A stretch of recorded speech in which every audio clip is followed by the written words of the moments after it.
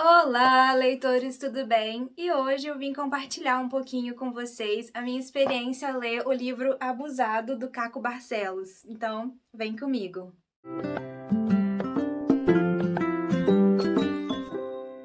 E aí, pessoal, como é que vocês estão? Espero que vocês estejam bem. Quem me segue lá no Instagram viu, né, que nos últimos 84 anos, tô brincando, que nos últimos meses eu tava lendo esse livro aqui, que se chama Abusado. O escritor foi o Caco Barcelos, o jornalista, sim, aquele jornalista bem famoso. Ele escreveu esse livro como um romance jornalístico, relatando todas as informações que ele coletou, a fazer uma pesquisa jornalística mais aprofundada no Morro Santa Marta, que é consideradas uma das comunidades do Rio de Janeiro. Aí ele fez 5 anos de pesquisa entre 99 e 2003, então esse livro é um livro que já tem 20 anos, né, de lançamento. E eu vou contar um pouquinho sobre a história do livro, né, sobre o que eu lembro da história, como eu comecei a ler o livro já tem um tempo. Eu vou contar, né, um pouco do que eu lembro do começo da história, da pesquisa do Caco em relação à fundação da comunidade, como que a comunidade foi instalada lá no Morro Santa Marta, e também do personagem principal, que é o Juliano VP. Então, vamos lá. Essa edição que eu tenho aqui é uma edição emprestada, tá? Um amigo meu tinha esse livro, ele falou, aí eu me interessei pela história, pelo resumo que ele me contou. Então, aí ele acabou me emprestando o livro, muito obrigada! E aí eu queria muito ler, porque eu achei esse bem interessante. E assim, pessoal, para começar a nossa conversa sobre a minha experiência desse livro, eu preciso deixar bem claro que esse livro e esse vídeo não vai ser para as pessoas que são pessoas extremistas, tipo, ou 8 ou 80, ou eu amo ou eu odeio, ou eu, sabe? Se você for uma pessoa muito extremista, se você for uma pessoa que não consegue ver que algumas coisas, elas são um paradoxo, elas têm forças contrárias na mesma situação, elas têm pontos muito negativos, mas também podem existir pontos positivos, ou coisas, situações e pessoas podem ser extremamente contraditórias e existir ao mesmo tempo. Então, assim, se você é uma pessoa que não consegue aceitar situações que têm contradição e opiniões contraditórias sobre uma mesma situação, esse vídeo não vai ser pra você, porque o que eu mais senti durante a leitura desse livro foi contradição. Eu acredito nisso, mas também tem esse lado. Eu acredito nesse outro lado, mas também aconteceu isso. Tipo assim, é tudo muito... Tem isso, mas também tem aquilo, que são duas coisas opostas nessa história, nesse livro, que me fez sentir muito disso, do tipo assim, tá, mas eu acredito que isso é a verdade. Porém, tem este outro lado da situação, que não é o que eu acredito, mas acontece. Então, assim, eu fiquei muito confusa ao ler esse livro.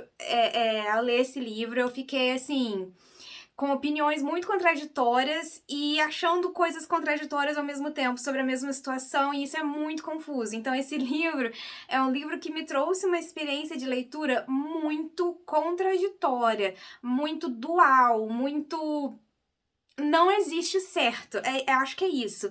Esse livro, pra mim, foi uma leitura do que, tipo assim, tá, essas coisas acontecem, todo mundo sabe o que acontece, ninguém está certo na história, mas às vezes as pessoas estão erradas por motivos que pra elas são ok, sabe? Não que existe um motivo certo pra certas coisas. Então, eu quero que você, ao começar a me escutar falar sobre esse livro, sobre essa história, tenha a mente aberta de que eu vou concordar discordando de tudo e eu vou discordar concordando. Vai ser sempre assim, sabe? Porque não tem um tipo assim, é essa que foi o meu sentimento. Não, meu sentimento ao ler esse livro foi completamente contraditório. E pessoal, também nesse comecinho eu queria dizer que, óbvio, claro, que a minha opinião é de que nada justifica o crime. O crime, ele é errado, sempre vai ser errado. Ele precisa ser... A pessoa que comete crimes precisa ser levada a julgamento, precisa ser, se condenada, preso e cumprir a pena. Tipo assim, é claro que o crime é errado. Só que eu queria deixar isso claro, porque assim... Eu vou falar da minha experiência de leitura sobre um livro que conta fatos reais sobre uma pessoa que participou do mundo do crime. Porém, mesmo ele tendo cometido muitos e muitos crimes pelos quais ele deve pagar, ele deveria pagar, porque esse livro é de 20 anos atrás. Então, assim, tudo que acontece no livro é entre 1980 e 2003. Então, é coisa muito antiga, coisa antiga que já foi, já era, tipo, já passou, sabe? O livro não fala nada da realidade de hoje do Rio. Apesar de eu ter certeza, e da minha opinião é que essa pessoa deveria pagar pelos crimes que cometeu, eu também não posso deixar de analisar eu fiquei muito impressionada com a mentalidade dele de tentar fazer o certo, porém sempre pelos meios errados, sabe? Então, assim, óbvio, nada justifica os crimes que ele cometeu. Mas eu peço que vocês, primeiro, eu super indico esse livro, eu acho que todo mundo deveria ler para poder entender do que eu tô falando até antes de vir aqui nos comentários e falar alguma coisa. Tipo, lê o livro, eu super indico, eu acho que é uma leitura que todo mundo precisa ler até para entender os motivos da violência no Rio de Janeiro, os motivos do tráfico no Rio de Janeiro, o que aconteceu para formar favelas no Rio de Janeiro, as comunidades. Então, assim, leia o livro, é um livro super necessário que eu indico. E também para você entender os meus sentimentos, o meu conflito interno, a minha confusão mental, que a minha cabeça, tipo, explodiu várias vezes lendo esse livro. É isso, lê o livro que você vai entender do que eu tô falando. Ao mesmo tempo que tinha hora que eu falo assim, tipo, credo, não acredito a bizarrice que essa pessoa tá fazendo agora. Tipo assim, isso é muito errado. E em outros momentos eu ficava, cara, essa pessoa é muito inteligente. E ela merecia ter tido a oportunidade de estudar e de conseguir realmente botar em prática aquilo que ela queria, mas de um jeito certo. Então, eu queria também incluir isso aqui no começo do vídeo, pra eu não ser xingada e depois falar que eu tô passando pano pra bandido. Não, eu não tô. E eu também quero deixar muito claro que o Caco Barcelos não passa pano pra nada. Aqui é um relato jornalístico. Ele conta os fatos verídicos e, assim, é um livro que você tem que ter estômago, porque ele vai contar dos tiroteios, ele vai contar das torturas, ele vai contar dos assaltos, ele vai contar dos sequestros, ele vai contar da eliminação de inimigos no pico do morro, nos pneus de carro. Então, assim, tudo isso tá aqui. Todas as atrocidades que tanto o Juliano, que é o personagem principal, quanto as pessoas da gangue fizeram, tá aqui. A realidade ruim do crime está aqui. E para isso não existe justificativo, ninguém tá passando pano. Nem eu, nem o Caco Barcelos, tá? Tá tudo aqui. Mas eu acho que um pouco dessa realidade, de alguma forma, a gente já ouviu falar nos noticiários. A gente sabe que existe todas essas atrocidades. Eu acho que o que o livro conta, que pra mim, pelo menos, foi uma coisa mais surpreendente, ou que eu, com todo o meu privilégio de pessoa de classe média, que, tipo, nunca entrou numa comunidade, que me surpreendeu, é a inteligência dessas pessoas, a vontade, sabe, mesmo da forma errada, de mudar a realidade ruim que eles vivem, como eles estudam, sabe, tipo, principalmente o Juliano, que é o personagem principal, que é o que a gente tem mais informação aqui. Então, assim, nada justifica o errado, porém, é muito mais complexo do que só falar que tá tudo errado. Então, gente, é isso aí. Vou começar a falar do livro. Vou mostrar pra vocês aqui a edição É uma edição bem simples, sabe? Página branca, tá? Não é página amarelada. A fonte, ela é confortável, o espaçamento é até ok. É uma leitura que quando eu fui chegando do meio pro final ficou um pouco arrastada, porque ao contar a história desse personagem principal, esse personagem principal fez muito das mesmas coisas em vários momentos da vida. Então, primeiro eu vou começar a falar quem que é o abusado aqui da história. O abusado da história é o Juliano VP. Se eu não me engano, este nome Juliano não é o nome verdadeiro da pessoa, né? Aqui no começo do livro, o próprio autor, né, o Caco Barcelos, ele dá uma nota sobre a questão dos nomes das pessoas aqui, porque esse livro, ele é um livro jornalístico, então todas essas histórias, elas aconteceram de verdade, ou pelo menos as pessoas que contaram pro Caco Barcelos contaram dizendo que, olha, é isso aqui que aconteceu. Então, é tudo acontecimento real. Porém, ele vai contar aqui o abusado, o Juliano VP aqui da história, ele é uma pessoa que nasceu nos anos 80, no Morro da Santa Marta, cresceu lá, entrou pro mundo do crime, virou bandido, foi subindo dentro da quadrilha até virar o dono do morro, até virar o traficante que controla o morro, tá? Só que todas essas pessoas muito próximas ao Juliano cometeram crimes. Então, uma forma que o Caco teve aqui de continuar com a pesquisa investigativa dele, jornalística, foi prometer ocultar o nome de quem quisesse que o nome fosse ocultado, né? E aí o Caco escreve aqui na página 11, a nota do autor. Em nenhum momento da investigação deste livro sofri alguma pressão da quadrilha ou de outros personagens. Omiti alguns nomes para evitar intriga, perseguição ou punições judiciárias aos que me confiaram seus segredos. Usei o mesmo critério para quem vivia fora do morro, criminosos ou trabalhadores, gente honesta ou não. Optei por usar os codinomes ou apelidos conhecidos dos mais íntimos como forma de contar as histórias de crimes sem precisar mutilar a verdade. Durante os 4 anos de produção do livro, muitos deles foram presos, torturados, mortos, sempre de forma brutal. A experiência reforçou meu repúdio à cultura da punição perversa contra quem já nasceu condenado a todas as formas de injustiça. Ele deixa muito claro a opinião dele aqui, né? O Caco Barcelos, ele deixa muito claro que a experiência que ele teve ao ter um contato muito íntimo com as pessoas dessa comunidade fez com que ele criasse um repúdio a essa cultura de punição perversa, sabe? E de até certo ponto, eu concordo com ele. Até porque, por exemplo, a polícia, ela não é o poder judiciário, né?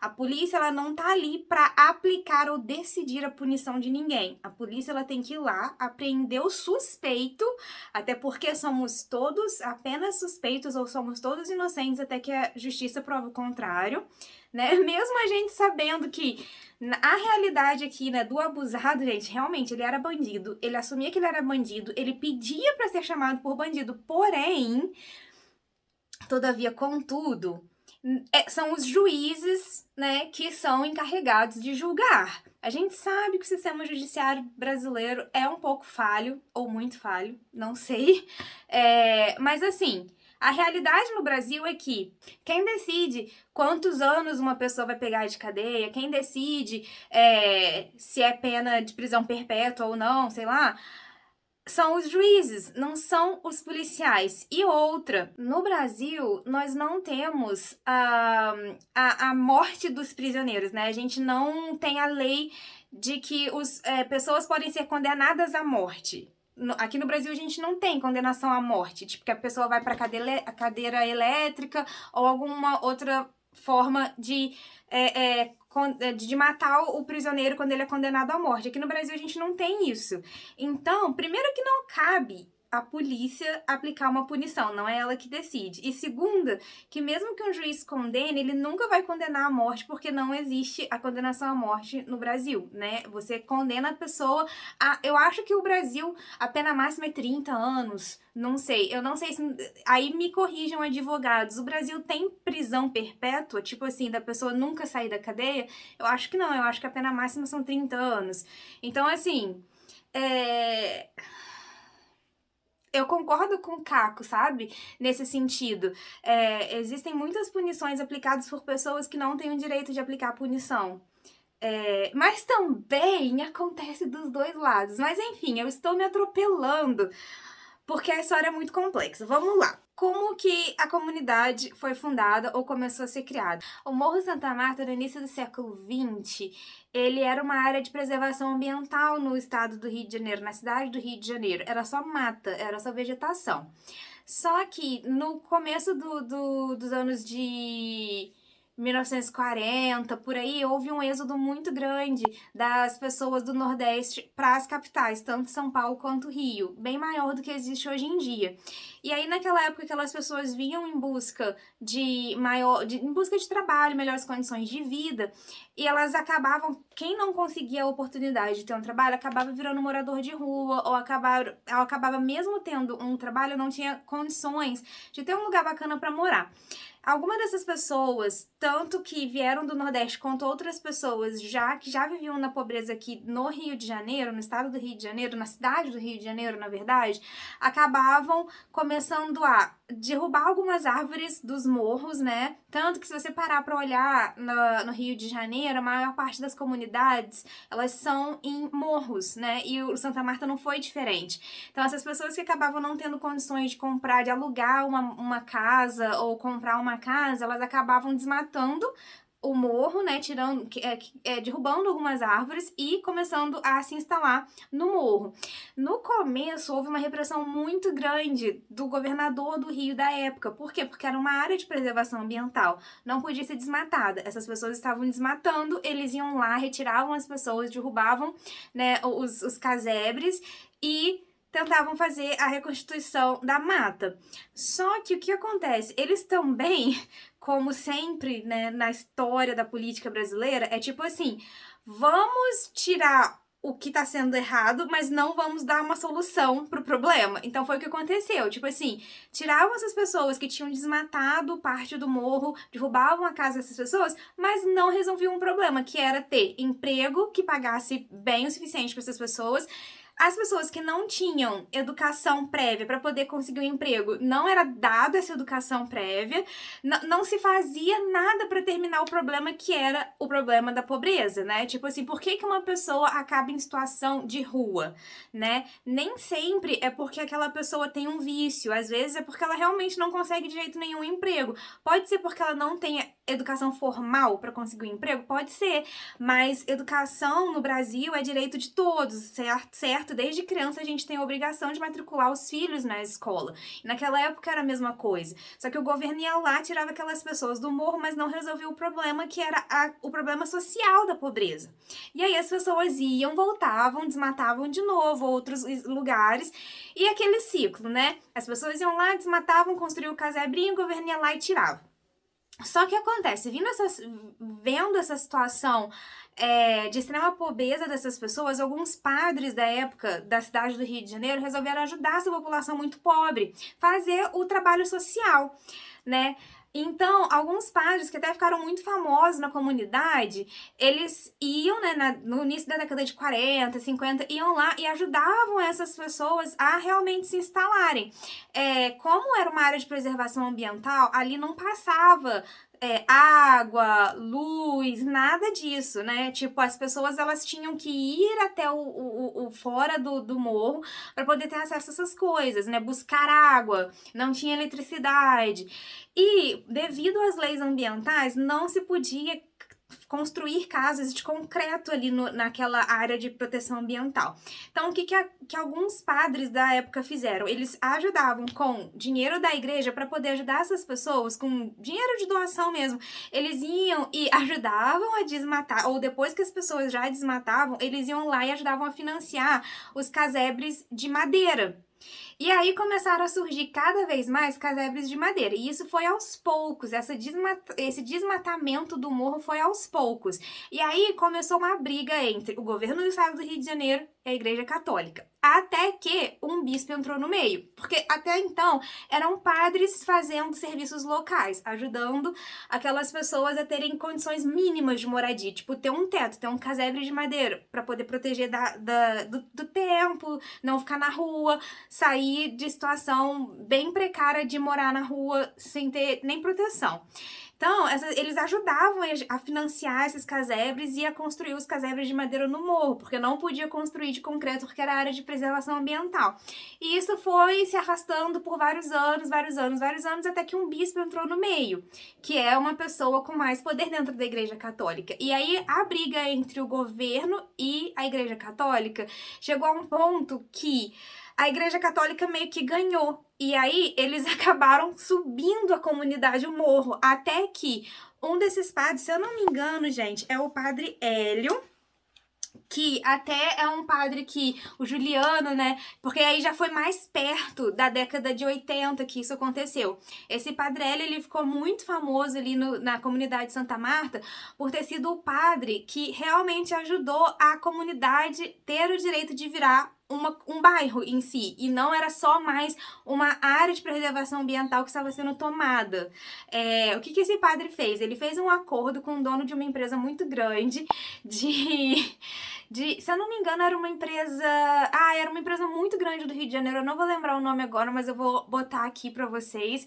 E esse dono dessa empresa financiou uma caixa d'água. Por quê? Porque até então não tinha acesso à água no morro, né? E isso foi no final da década de 70, no começo da década de 80, que já é perto de quando o nosso personagem principal nasce. O Juliano VP, que é o personagem principal aqui, nasce na década de 80. Então, bem próximo de quando ele nasceu, esse padre consegue essa caixa d'água para ser instalada. Ele consegue que esse empresário muito rico consiga financiar a construção da caixa d'água lá no pico do morro e um cano que ia descendo da caixa d'água até lá embaixo e a bomba, porque o mais difícil era ter, como o morro era muito alto, uma bomba forte o suficiente para enviar a água do asfalto até a caixa d'água no pico do morro. Tinha que ser uma bomba muito forte. E a comunidade não tinha dinheiro para poder financiar.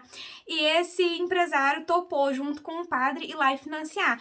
Então, depois que começou a ter distribuição de água, e aí eles também conseguiram levar para o morro os cabos de energia elétrica, que foi tudo feito pela mão dos próprios moradores da comunidade, tá? Foi tudo feito assim, todo o encanamento, todo o cabeamento da eletricidade foi feito por moradores voluntários, mas esse padre que foi conseguindo a ajuda financeira para poder comprar material para isso ser feito. Então, quando no final da década de 70, no começo da década de 80, esses encanamentos foram passados e a eletricidade foi instalada lá por iniciativa privada, o Morro Santa Marta virou um bairro, virou uma comunidade. E aí, pelo que eu entendi, não ficou muito explícito na história, mas pelo que eu entendi, o governo do estado resolveu... O governo do estado e o governo da cidade resolveu só aceitar. Tipo assim, olha, não adianta mais a gente tirar essas pessoas desse morro.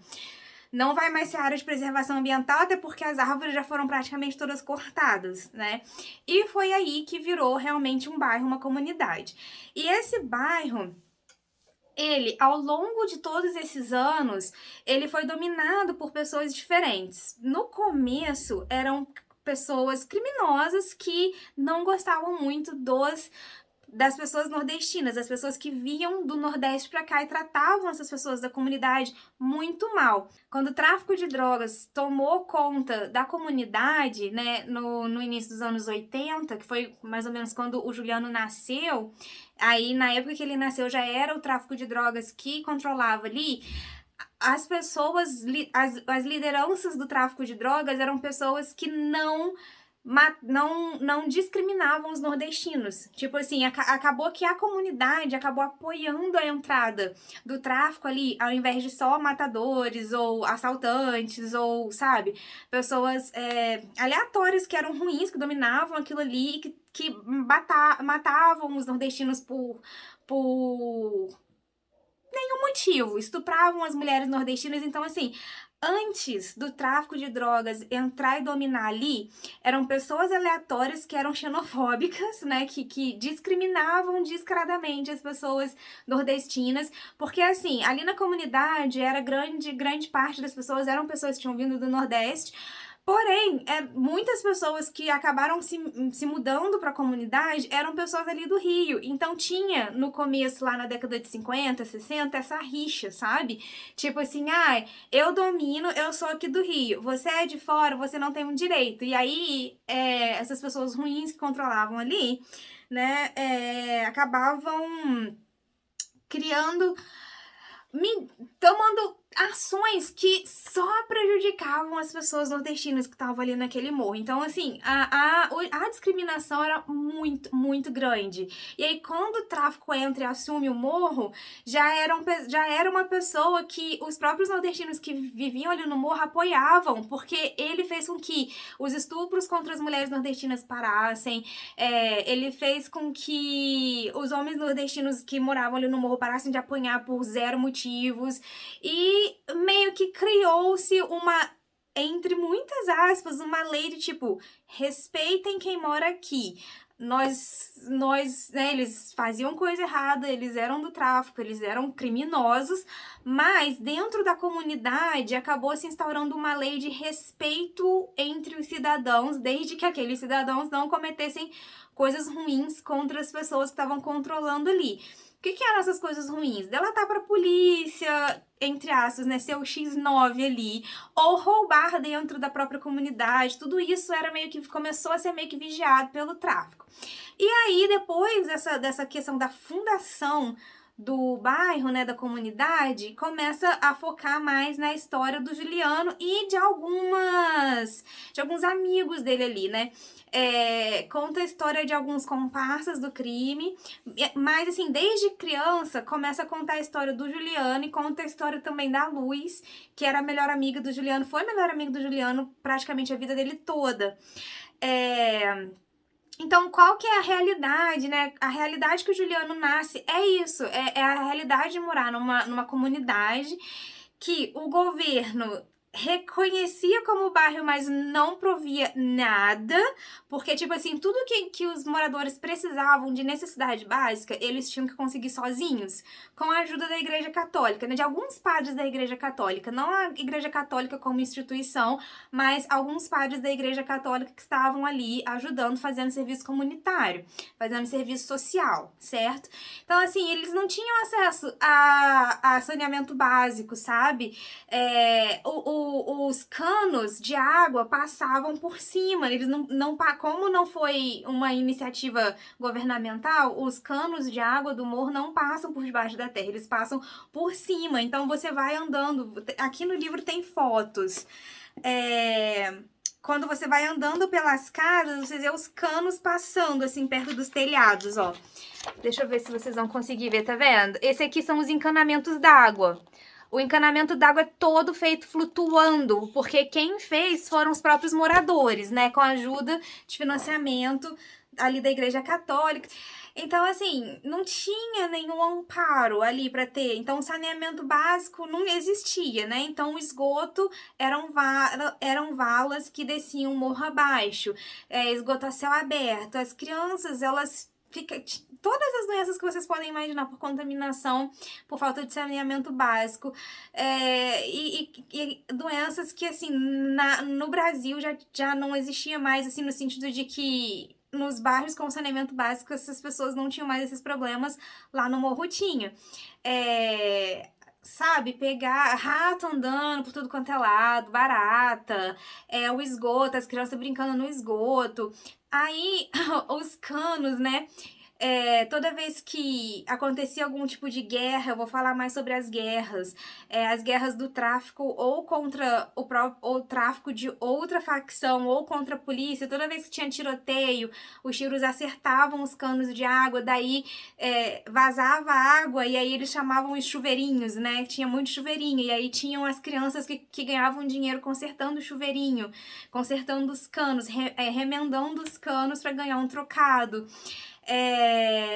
Então, assim, é uma realidade, gente, que é muito fora da realidade que eu tive, por exemplo. E eu não sei da realidade de vocês. Me contem aqui. Vocês têm mais acesso à realidade das comunidades? Você é de alguma comunidade ou você, como eu, nasceu fora da comunidade? Quando você lê, né, um livro assim, você fica meio que...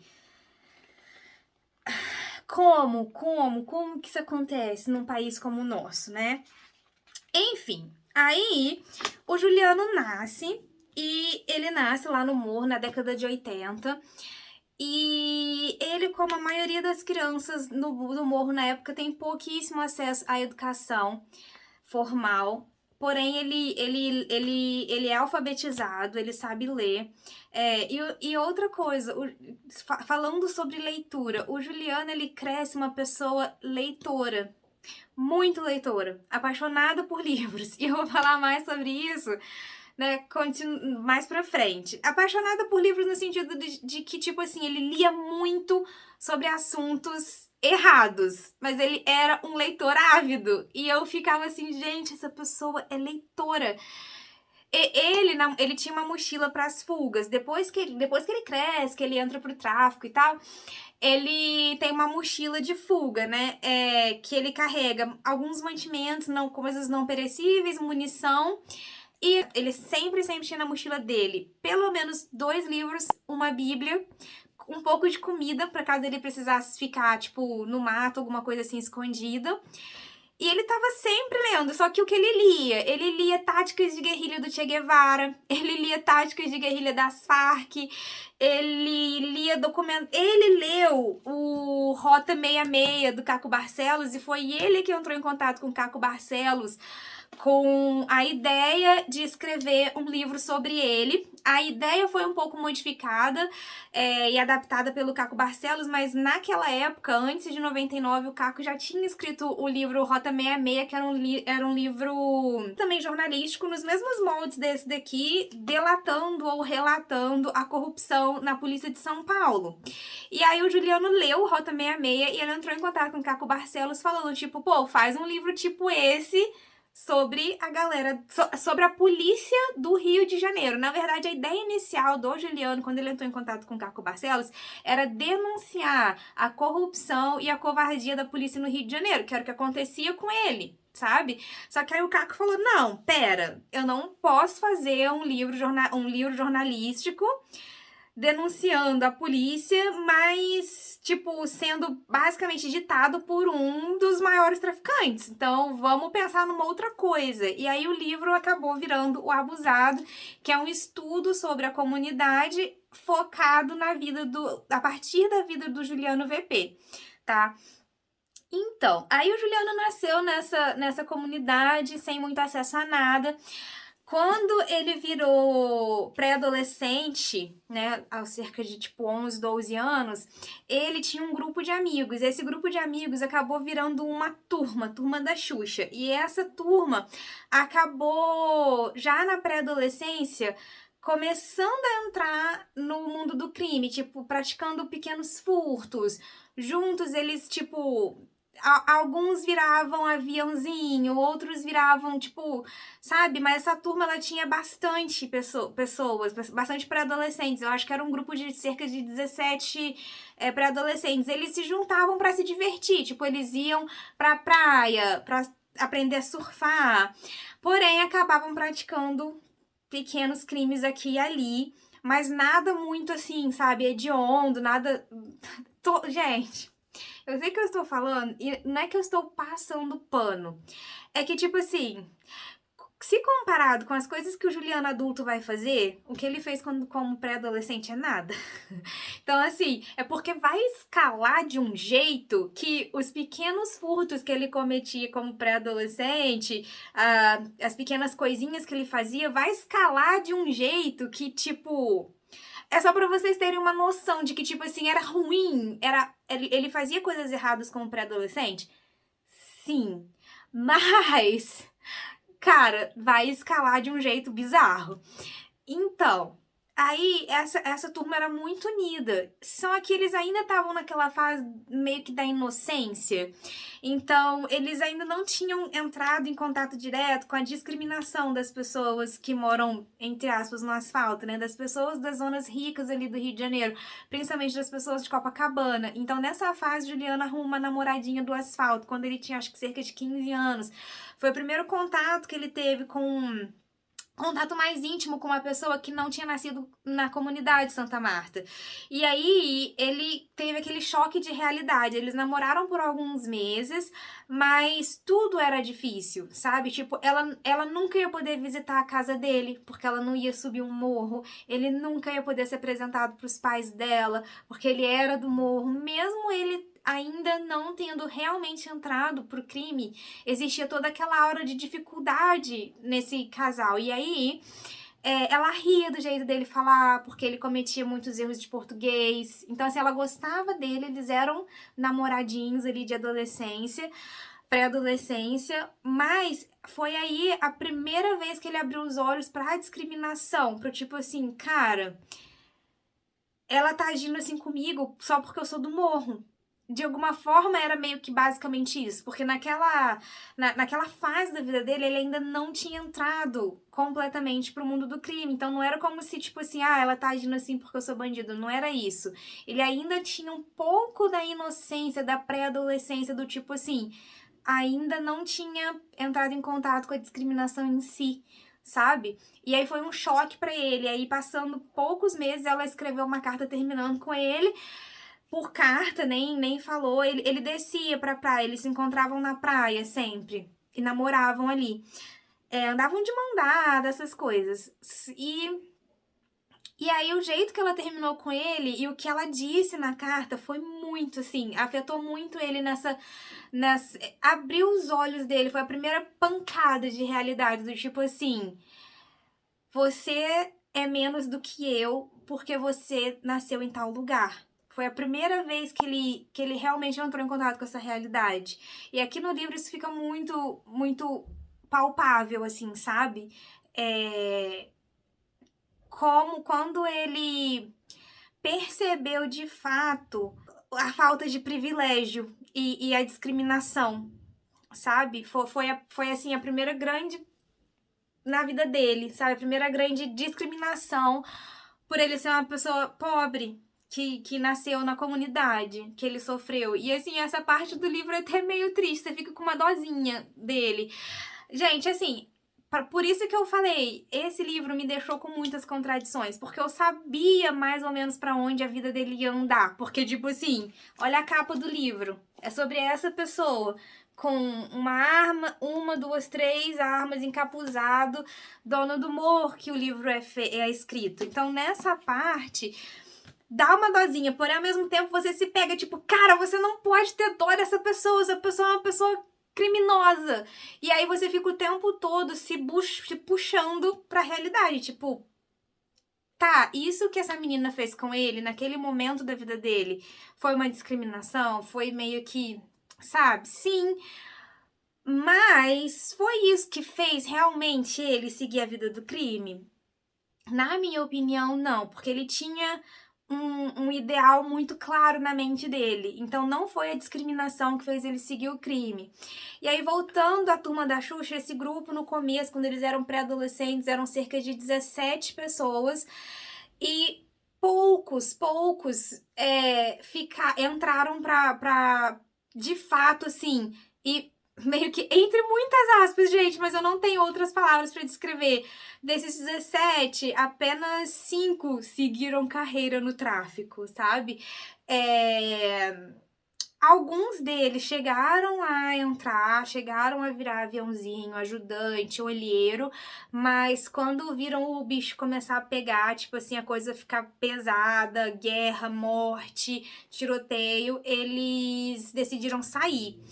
E aí, essa parte dele, de algumas pessoas decidindo sair, foi uma parte também que pra mim era uma informação meio que eu achava, com toda o meu julgamento errado de pessoa privilegiada, que quando a pessoa entrava pro crime, ela não conseguia sair, porque provavelmente existia uma pressão das pessoas ali do grupo para ele não sair, continuar ali. Mas, de acordo com os relatos aqui do livro, não é muito assim.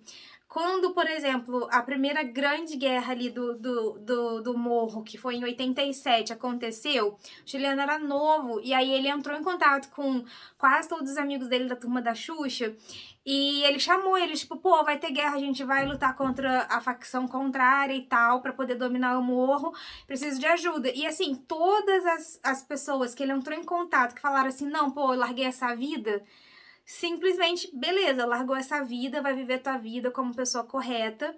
Um amigo dele só, que era muito amigo dele, que ele gostava muito, ele meio que deu uma leve insistida, mas não foi nada em tom de ameaça. Foi tipo assim, pô, cara, você vai virar pessoa honesta pra ganhar um salário mínimo e ficar passando aperto, sendo que se você seguir comigo, você pode ganhar muito mais dinheiro. Tipo assim, rolou um pouco mais de argumento, mas nunca foi do tipo assim, ai, se você sair da quadrilha, a gente vai te matar. Nunca rolou esse tipo de ameaça nesse sentido. Aqui os relatos não foram só do Juliano, tá? O Caco Barcelos, ele entrevistou muitas pessoas. Ele entrevistou, sei lá, cerca de 30 pessoas da comunidade. Daí ele foi ouvindo aqueles relatos e a partir daquele monte de relato, ele foi reconstituindo as histórias antigas. Então, ele foi montando os pedaços da história ali com esses montes, com essa montoeira de relatos, assim. Então, mais de uma pessoa contou a mesma história para essa história chegar aqui, entendeu? Então, ele ouviu vários lados, tirou, tipo assim, tá, então a história foi assim, porque essas pessoas, elas estão contando de jeitos diferentes a mesma coisa. Então é isso que aconteceu naquela época. E esses relatos mostram sempre isso, tipo, sempre que eles precisavam dessas pessoas. Se essas pessoas dissessem que não, pô, agora eu tô trabalhando de taxista, não, agora eu tô levando a vida mais certa, eu não quero mais fazer parte, essas pessoas iam simplesmente viver a vida delas. E eu achava que não, eu achava que, tipo assim, ai, se você sair, vai ter algum tipo de punição. E, de acordo com os relatos aqui, não.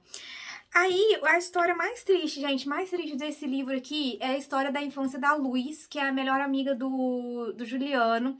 A Luz é uma menina que virou moradora de rua aos 9 anos após ter sido violentada pelo tio. Ela tinha família, ela morava na casa com os familiares, o tio dela morava junto com ela, mas teve um dia que ele entrou no quarto dela, abusou sexualmente dela, e naquele dia ela, uma criança de 9 anos, não sabia o que fazer. Ela pegou o ursinho de pelúcia dela e fugiu de casa, e aí ela virou moradora de rua aos 9 anos. Nesse que ela virou moradora de rua, ela andou durante dias até ela conseguir chegar no bairro de Copacabana e arrumar uma marquise pra ficar embaixo. E ela resolveu ficar nessa marquise porque tinha um adulto bonzinho lá, bonzinho mesmo, assim. Era um ex-lutador de boxe que já tinha sido famoso na década, assim, quando chegou na década de 80, ele já tinha perdido a carreira dele e aí ele virou alcoólatra, virou morador de rua e ele ajudava as crianças moradoras de rua ali de Copacabana. Ele ajudava sendo, tipo, a figura meio paterna ali daquelas crianças. Então, elas moravam ali naquela marquise debaixo de um prédio de luxo e aí ele sempre orientava, tipo, olha, a gente é morador de rua, mas a gente é limpinho. Então, ele sempre orientava as crianças a se manterem asseadas, tomarem banho, limpar a calçada, não deixar a calçada toda suja, porque ali era o lar deles. A calçada era a casa deles, então tinha que ser limpo. Então, ela falava que ela e esse outro morador de rua adulto, mais umas outras crianças, varriam a calçada, lavavam a calçada diariamente, até para eles terem um lugar limpo para dormir. Só que era na marquise de um prédio de luxo de Copacabana. E aí ela falava que, ela conta aqui, que quando eles estavam dormindo, geralmente os moradores do prédio jogavam água fervendo neles. Tipo assim, jogavam pela janela. Então ela dormia e acordava com a dor da pele queimando, porque tinham jogado água fervendo nela e nas outras crianças. Geralmente respingava em todo mundo, porque jogavam lá do alto do prédio. Gente, isso pra mim foi assim, cara, como que E assim, era um prédio que viviam pessoas ricas, pessoas esclarecidas. Eu entendo que não é responsabilidade das pessoas tomarem conta dessas crianças, sabe? Porém, é o básico do ser humano você não tentar matar outro ser humano, sabe? Tipo, porque o que que essas pessoas tinham na cabeça quando elas pegavam água fervendo e jogavam pela janela pra atingir crianças? Gente, isso pra mim, isso é o cúmulo da maldade. E vindo de pessoas de classe média alta, sabe? Aí eu fico pensando, essas pessoas, elas não são melhores do que o bandido do morro. Tipo, se você tem coragem de pegar água fervendo e jogar numa criança, mesmo não entra na minha cabeça você ter coragem de jogar água fervendo numa criança. E aí esse adulto, né, esse ex-lutador de boxe pegava as crianças que às vezes queimavam muito, ele ia, levava pra emergência do hospital público. Aí as crianças tinham, assim, na emergência do hospital público, elas eram atendidas, aí enfaixavam e tal, mas elas não tinham outro lugar para ir, elas voltavam para aquela marquise. E aí, de novo, e de novo, e de novo, elas eram acordadas com um banho de água fervendo, sabe? E aí eu fico, gente... E aí outras coisinhas que aconteceram com a Luz ali naquela calçada, sabe? Eles tinham os papelões pra dormir, eles limpavam todos os dias durante o dia, deixavam tudo assim meio que organizado pra de noite eles voltarem. E aí tinha um casal de velhinhos, de idosos, que eram moradores desse prédio de luxo, que desciam com os cachorros e faziam os cachorros deles fazerem xixi e cocô na cama das crianças, na cama, no papelão das crianças. E aí a Luz ficava com ódio tão grande porque era uma luta diária deixar aquele espaço limpo. Tipo assim, era... Cara, ela não tinha acesso direito à água, à luz, a sabonete, a detergente. Eles não tinham acesso fácil a isso, mas eles lutavam pra poder, tipo assim, conseguir uma vassoura pra poder deixar tudo limpo ali. Daí pra esse casal de idosos ricos descerem, deixar os cachorros fazer xixi e cocô na cama das crianças e ir embora. Eles não tinham coragem nem de recolher o cocô dos cachorros e deixavam ali aonde as crianças dormiam. E aí a Luz... Gente, eu sei que de vez em quando eu solto esse sorriso, mas é um sorriso de nervoso. Tipo assim, esse livro é o tempo todo te deixando com uma situação... com um aperto, assim, sabe? Do tipo, cara, não acredito que as pessoas faziam isso com crianças. Aí eles iam embora e deixava toda a sujeira dos cachorros ali, a porcariada do cachorro ali. Aí a Luz, com 9 anos... Aí nessa época que ela relata dos cachorros, eu acho que ela já tinha uns 12 anos. Ela jurou pra ela mesma que um dia ela ia virar bandido pra poder roubar a casa desses velhos e fazer cocô na cama deles, pra ver se eles iam gostar. Então, assim, imagina a revolta dessa criança vendo pessoas com dinheiro que podiam manter a higiene ali daquela calçada, que podiam pelo menos não levar os cachorros aonde elas dormiam, fazendo aquilo com elas. E o ódio que ela criou daquelas pessoas, porque ela relata ali nessa parte do livro, ela relata assim, tipo, cara, eles me tratavam pior do que o cachorro deles. Pra eles, eu era menos do que o cachorro. Porque o cachorro tinha direito de usar ali a calçada, mas eu não tinha. Na mente desse casal idoso, rico, sabe? Então, ela já tinha essa noção de discriminação. Pra aquele casal rico, aquelas crianças eram menos do que o cachorro. E isso, cara, eu fico imaginando a dor de uma criança de perceber isso, sabe? Que pra muitos adultos elas eram menos do que um animal.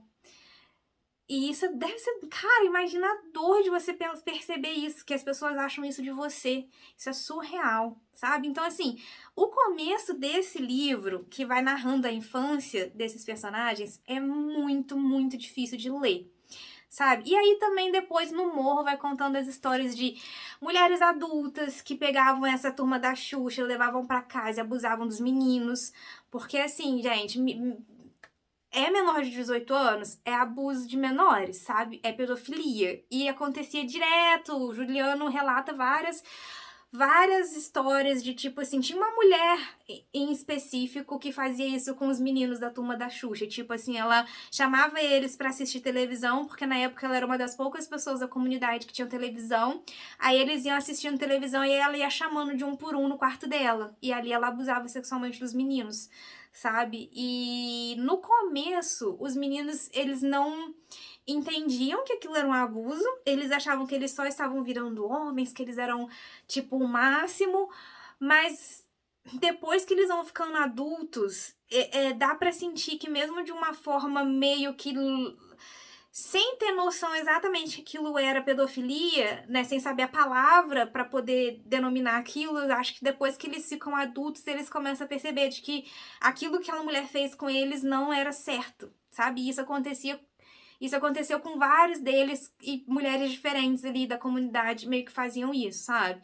Então, assim, acontecia vários relatos bizarros, assim. Enfim, só que aí, essa contrariedade, ela vai sumindo, esse aperto no coração, essa meio que angústia, vai passando conforme eles vão crescendo e eles vão ficando pessoas ruins. Eles perdem essa inocência e essa ilusão de pré-adolescentes, adolescentes, e daí eles entram pro mundo do crime. E aí você já começa a falar assim, tipo, pô, pessoa, você tá errada, né? Então, assim, falando um pouco sobre o Juliano VP em específico, depois que ele entra pro crime, ele vai crescendo muito rápido. E aí ele tem alguns padrinhos no crime. E aí um dos padrinhos, que ele chama até de segundo pai, fala pra ele que ele nasceu pra isso. Por quê? Porque, cara, ele já tinha participado de algumas guerras e chega um momento na história dele que ele já tinha levado 6 tiros de fuzil e ele não tinha morrido. Pra vocês terem uma noção, ele levou um tiro de fuzil na cabeça, foi de raspão, arranhou assim, tipo, no livro descreve que arranhou, e assim, só arranhou. Então, parece que tudo ia acontecendo de um jeito que ia mostrando na vida dele que aquele era o caminho bom pra vida dele, que tipo assim, que ele nasceu pra aquela vida e que aquela vida era o que fazia a vida dele ser boa. E aí durante muito tempo deu muito certo financeiramente, sabe? Porém, ele ganhava muito dinheiro quando ele foi subindo, né? Ele participou de toda a escadinha. Ele começou como avião, depois passou para olheiro, depois passou para as pessoas que vendem os sacolés. E daí depois ele passou pra... Aí ele foi subindo. Aí ele passou pra gerente. E aí de gerente só tem uma opção. Depois, quando abre vaga, o dono morre ou você decide tomar o morro, só tem uma... depois de gerente do tráfico, você só tem um caminho a seguir. Que é ser o dono do morro e depois de dono do morro, diretor da facção que você faz parte. E aí ele chegou a gerente, sabe? Com muita, assim, facilidade. Todo mundo sempre elogiava muito ele, as pessoas dessa vida errada, sabe? Dessa vida do crime. E aí eu vou... Aqui no livro Caco Barcelos, quando ele começa a entrevistar o Juliano, ele pergunta: como que eu posso te chamar? Como que você prefere ser chamado? Criminoso? Traficante? Aí ele interrompe o Caco Barcelos e fala: bandido. Eu sou bandido. Essa é a minha profissão. Então, assim, quando ele, né, segue nessa, entre aspas, profissão bandido, ele vai dando muito certo, ganhando muito dinheiro, porém, conforme você vai lendo o livro, você não consegue entender o porquê até certo ponto. Ele quer aquela vida porque ele ganha dinheiro, mas ele não tem como usar aquele dinheiro. Ele vive escondido em casebres, ele vive escondido no meio da mata, ele vive morrendo de medo de ou a polícia ou algum traficante inimigo achar ele e matar ele. Ele tá sempre em situações extremamente precárias, passou muita fome na vida e ganhando muito dinheiro com o tráfico. Só que, tipo assim, ele tinha esse dinheiro, mas ele não tinha a liberdade de curtir, de aproveitar esse dinheiro, porque era um dinheiro ilícito. Ele tinha sempre que estar escondido e correndo de alguém, sabe? E então, assim, quando ele assume o morro, durante muito tempo ele ganha muito dinheiro, mas na minha opinião, ele aproveitou quase nada desse dinheiro, porque ele não podia simplesmente construir uma mansão no meio do morro, porque ia chamar a atenção tanto dos inimigos quanto da polícia e iam saber aonde ele morava. Então ele tinha várias namoradas, e aí ele ficava pulando de casebre em casebre, assim, sabe? Quando acontecia de alguém invadir um morro ou um inimigo do tráfico ou a polícia, ele tinha às vezes que se esconder nas valas de esgoto, às vezes no meio da mata. Então, assim, ele nunca teve uma vida confortável. Nunca. porque ele estava sempre se escondendo. E aí eu fico pensando, se o motivo não era dinheiro, qual era o motivo? E aqui no livro ele deixa muito claro. Juliano, ele era um sonhador.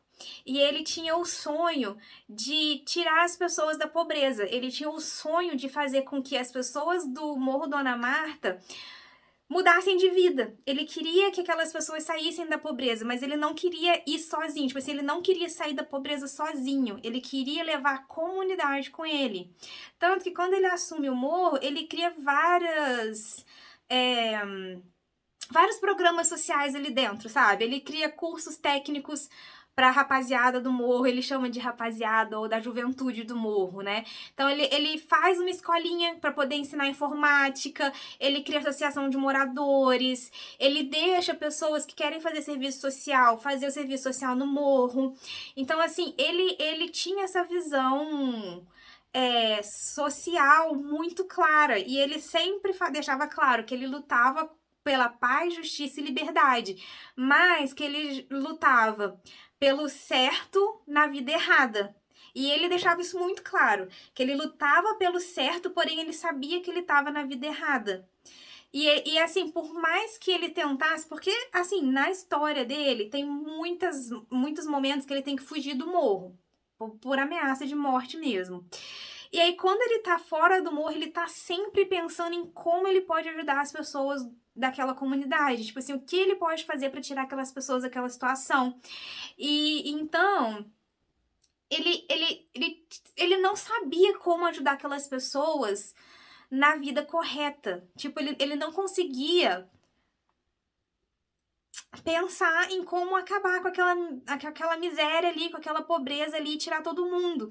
Só que ele era uma pessoa tão inteligente, tão visionária, que ele teve oportunidades para ajudar, assim, fora no crime, ele ajudava muito com o dinheiro que a venda de drogas trazia ele pro morro. Ele fazia muito assistencialismo, sabe? Só que ele não conseguia sair da vida errada para fazer o certo. Ele só conseguia fazer o certo na vida errada. E aí, na última vez que ele foi preso, ele foi parar no Congresso para depor na CPI do narcotráfico. E aí, para mim, esse foi o ponto alto do o que fez o Juliano entrar. Qual era o lema de vida dele? Quando ele foi convocado para poder depor nessa CPI do narcotráfico, no início dos anos 2000, ele ficou ensaiando o discurso dele, porque ele falou assim, cara, essa é a minha oportunidade de acabar com a pobreza no Santa Marta. Eu vou falar com todos os políticos de Brasília, e eles são os caras que têm o poder. Eu vou falar da realidade e do que eu acho que vai acabar com o tráfico e com a violência, porque é muito contraditório as opiniões do Juliano aqui, porque ele ficava sempre assim, eu tô na vida errada. Porém, o ideal era que ninguém precisasse entrar na vida errada. Esse era meio que o lema na cabeça dele, sabe? O jeito que eu tô explicando parece que eu tô defendendo, mas não é. Eu só tô tentando explicar a mentalidade. Ele era uma pessoa que cometeu muitos crimes. Ele era uma pessoa errada. E como ele se definia, ele era bandido, ele era bandido. Ele tinha que sofrer consequências pros crimes que ele cometeu? Tinha. Mas o livro deixa você entrar na mente dele, tipo, o motivo. E assim, tudo que ele fez muita coisa errada, ele tinha que pegar uns 300 anos de cadeia. Tipo assim, eu não estou dizendo que ele não tinha que ser punido, só tô tentando explicar a mentalidade dele por trás das ações erradas. Entende? Isso não justifica, e isso de jeito nenhum quer dizer que ele estava certo. Tipo assim, ele agia errado com uma mentalidade do certo. Mais ou menos isso. Não sei explicar. Entende? Tipo, aí ele foi pra essa CPI pra depor e ele ficou 2 dias ensaiando o discurso dele. Ele tinha as propostas pra acabar com o tráfico no Rio de Janeiro. Ele tinha as propostas pra acabar com a violência no Rio de Janeiro. Chegou lá, os políticos não ouviram. E aí ele ficou revoltado de novo, porque ele chegou, eu vou ler aqui pra vocês. Então, pessoal, eu vou ler aqui o pedaço na página 532, que fala do Juliano ir depor lá na CPI do narcotráfico.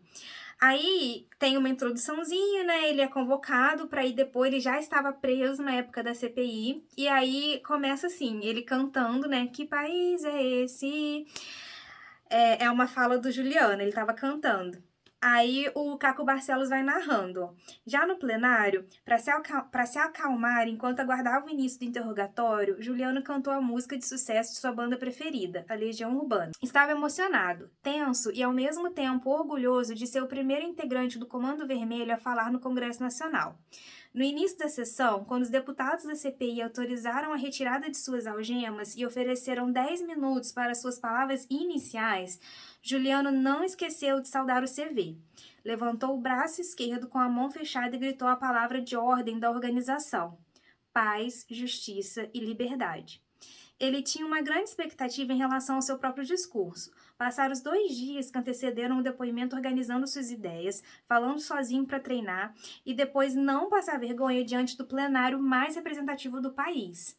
Encarava a convocação como uma grande oportunidade, a maior que já tivera na vida, para convencer as pessoas de que os traficantes também deveriam ser ouvidos em um futuro debate político que buscasse soluções para os problemas sociais geradores de violência no Brasil. Aí o Juliano fala: 80% das pessoas que se envolvem no tráfico se envolvem por pura necessidade, disse ele no início do discurso livre. Aí o Caco Barcelos vai narrando. A sua maior expectativa era convencer o plenário de que, como dono da boca, era um líder da comunidade. Ilegal, mas legítimo. Tinha ingênua esperança de conquistar a simpatia dos deputados e de convencê-los a aderir suas ideias para o combate ao crime e à violência no país. Para demonstrar que tipo de contribuição poderia dar, na hipótese de um debate público sobre segurança, fez um prognóstico sobre a tendência da criminalidade no Rio. Aí o Juliano fala: violência não se resolve só com polícia, porque o problema maior é social. O tráfico do Rio é violento sim, e desse jeito vai tornar-se cada vez mais violento. Então, assim, ele foi para depor nessa CPI com a intenção de ser ouvido, falar dos problemas sociais que existem em uma comunidade e alertar também aos políticos. Ele fala bastante coisa aqui no discurso, mas o maior ponto do Juliano é: se o salário mínimo não fosse tão baixo e se algumas pessoas que trabalhassem honestamente da comunidade não ganhassem, algumas pessoas na comunidade ganhavam menos que o salário mínimo, né? Então, a ideia dele era: se o salário mínimo não fosse tão baixo e se todas as pessoas tivessem acesso a um bom salário, elas não iam querer entrar pro mundo do crime. Tipo, pelo menos isso na cabeça dele. Por quê? Porque é uma vida que, mesmo quando você consegue ganhar dinheiro, você não consegue aproveitar direito aquele dinheiro devido às constantes ameaças, às fugas constantes, a guerras constantes, tiroteio constante. É o tempo todo você não sabendo quando você vai morrer, basicamente isso. Então, na cabeça dele, as pessoas entravam, né, no tráfico só por causa do dinheiro. E realmente, a maioria entra só por causa do dinheiro, porque a família tá passando fome, porque as condições de vida são precárias, sabe? A pequeniníssima minoria das pessoas que entram nesse mundo entra por serem já pessoas ruins ou por serem pessoas que querem torturar os outros ou cometer crimes e tal. Tipo assim, o maior incentivador pro crime é a falta de dinheiro mesmo, sabe? Para poder viver, comer e tudo mais. E aí tem uma outra parte aqui numa entrevista antes, né? Uma parte na página 343, que o Juliano, ele chama uns repórteres lá no morro, né? Os repórteres estão lá, e aí ele acaba dando uma entrevista pra esses repórteres, e essa entrevista acaba sendo um grande tiro no pé, assim, sabe? Ele confiou nos repórteres, pediu anonimato, e os repórteres traíram ele, divulgaram o nome e distorceram tudo que ele falou. Mas aí ele fala assim, olha, eram 3 jornalistas, e daí ele vira para esses jornalistas e fala assim, ó, na página 343. 90% das pessoas da favela ganham o salário mínimo. Ninguém consegue viver com isso. A cesta básica custa R$ 114. O tráfico funciona como um inibidor dessas necessidades. Se eu não vendesse, outra pessoa ocuparia no meu lugar e isso poderia ser prejudicial à comunidade. Tem um rap do grupo Racionais MC de São Paulo que diz: se afaste das drogas e das coisas fáceis. Leia livros. E é isso que eu tento passar para eles. Então, assim, o Juliano, ele era um leitor muito ávido, ele sempre carregava pelo menos 2 livros na mochila, ele estava sempre lendo, se informando. E ele tentava passar isso pra rapaziada, entendeu? Tipo assim, vai ler, vai, tipo, buscar, mas ao mesmo tempo ele tava ali enterrado até as tampas na criminalidade. Então, assim, ele falava, mas ele não agia, não falava, não agia como ele queria que as outras pessoas agissem, sabe? Mas ao mesmo tempo, ele era dos criminosos, tipo assim, mais do topo, ele era um que, tipo, a cúpula, tanto as pessoas abaixo dele quanto acima dele, sempre cobravam dele mais violência, ser mais rigoroso.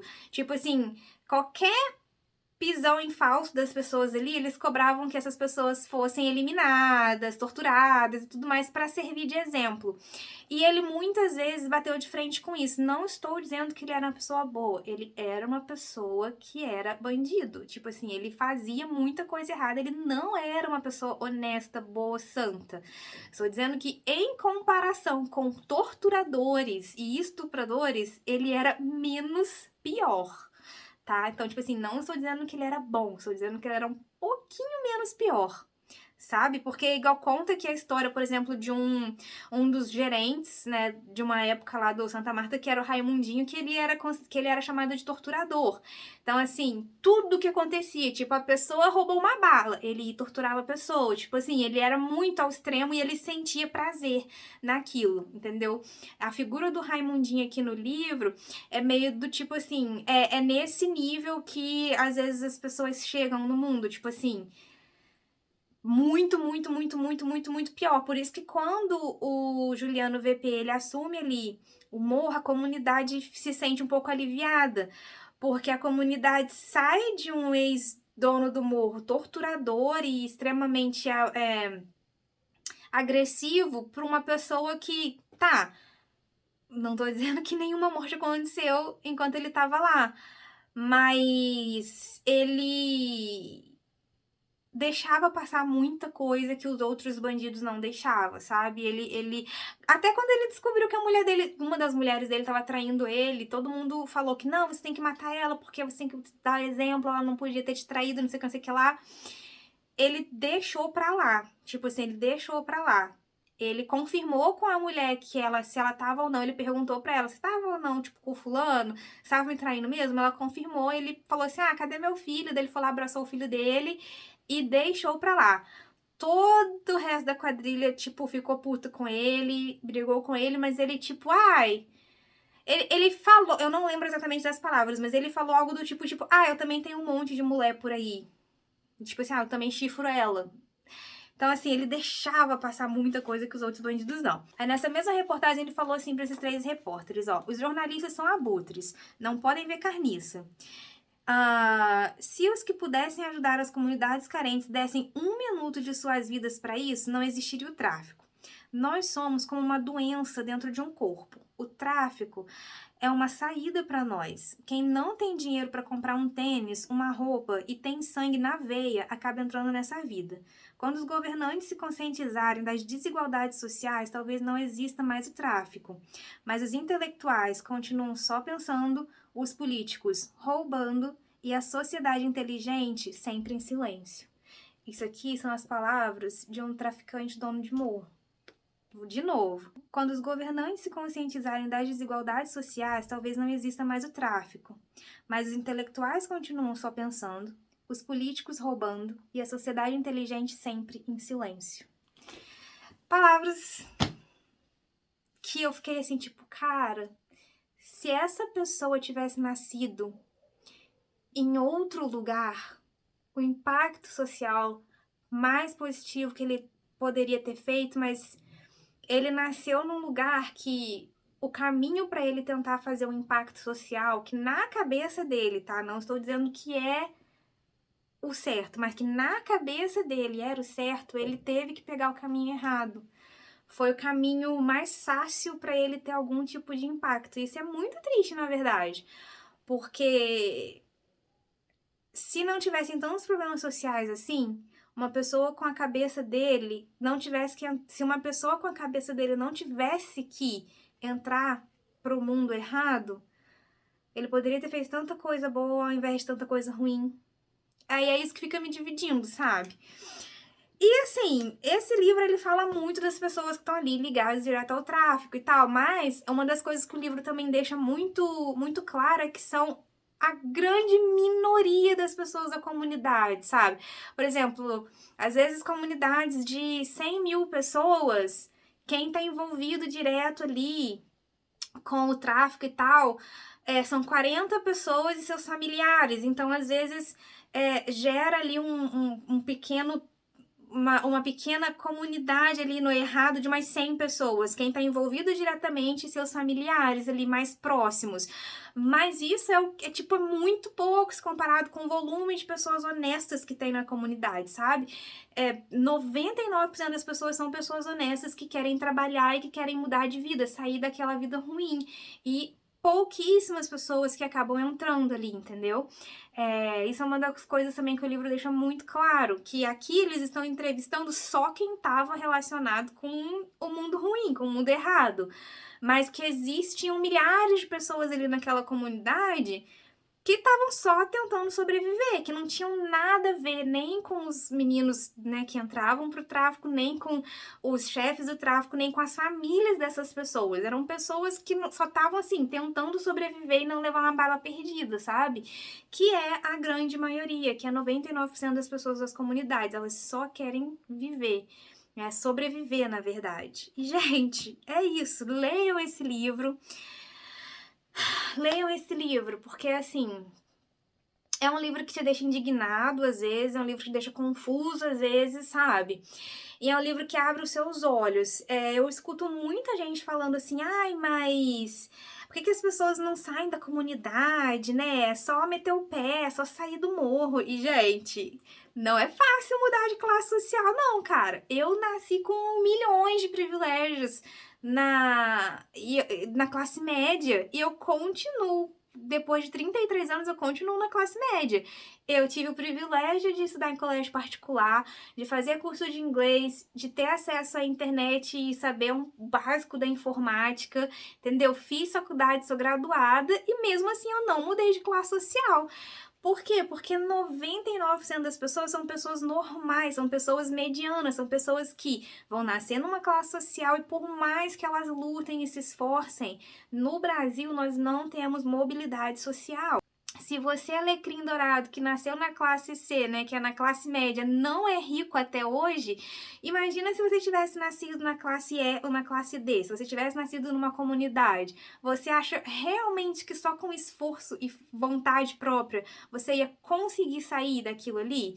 Só pessoas extremamente excepcionais conseguem mudar de classe social, subir de classe social honestamente, entendeu? Então, assim, não acredito e não concordo com essa coisa de que, ai, se você realmente quiser, você sai daquela situação. Não é assim que funciona. Existe um sistema no qual as pessoas acabam ficando presas nas classes sociais que elas nasceram.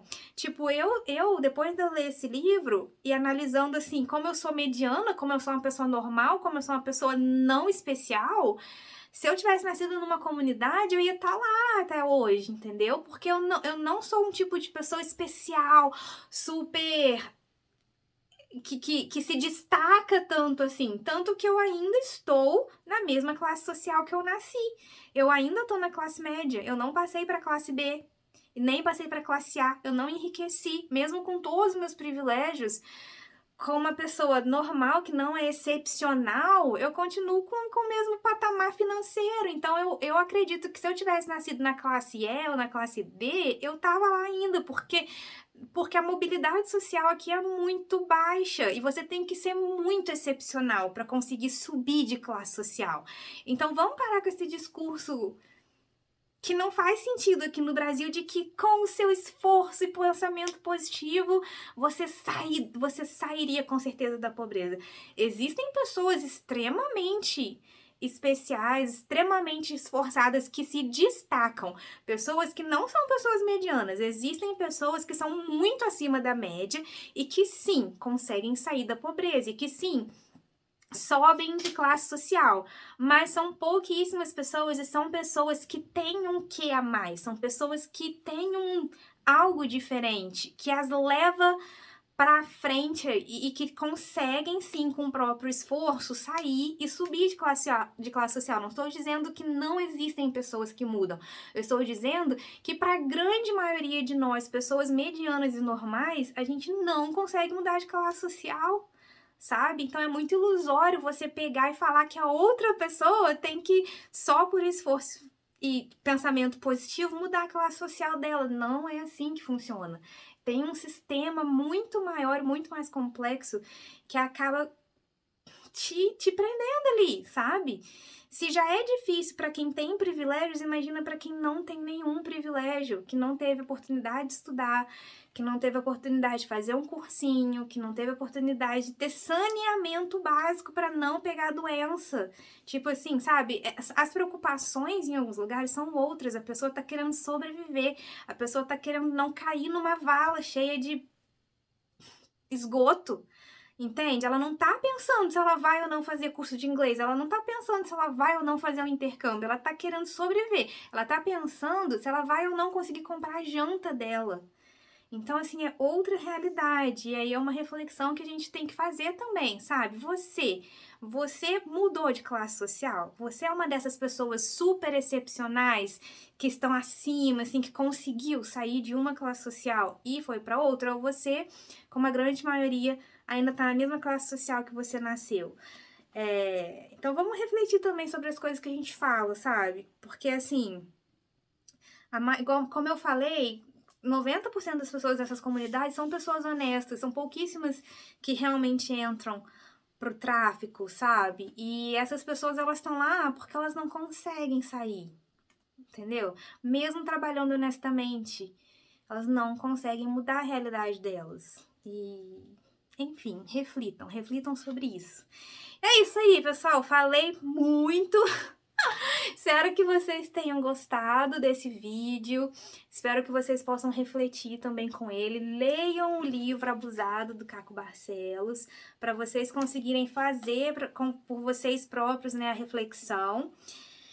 E é isso, se você gostou do vídeo, clique em gostei, que isso me ajuda muito, se inscreve no canal, envia esse vídeo para todas as pessoas que você conhecer, que possam se interessar por ler o livro. A gente vai continuar falando sobre livros, literatura e assuntos relacionados nos próximos vídeos. Tchau!